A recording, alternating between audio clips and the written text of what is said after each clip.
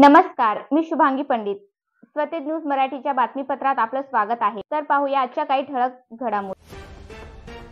किनवट शहरातील झालेल्या जमिनीचा फेरफार रद्द करण्यात यावा यासाठी कुटुंबाची पालकमंत्री अतुल सावे यांच्याकडे मागणी.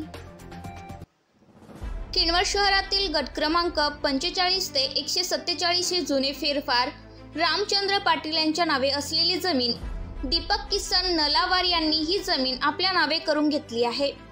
याची चौकशी करण्यासाठी यांनी व तसेच गट क्रमांक 312 ते 322 ही जमीन कालीन प्रॉपर्टी आपल्या नावे करून घेतल्यानंतर पीडित कुटुंबियांनी पालकमंत्री अतुल सावे यांच्याकडे सर्व गोष्टींचा पाठपुरावा करून पुरावासह सादर केला असून तारखी देखील प्रशासन यावरती कुठलीच कारवाई करत नाही.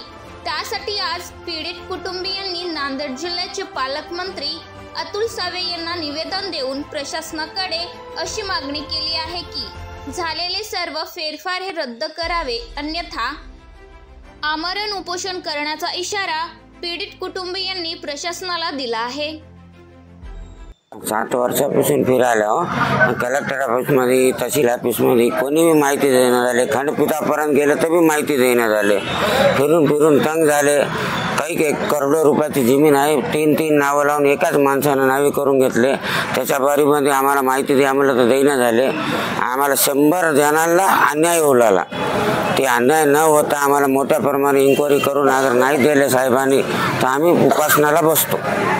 किनवटमध्ये गाव किनवटमध्ये रामचंद्र गणपतरावची जमीन आहे.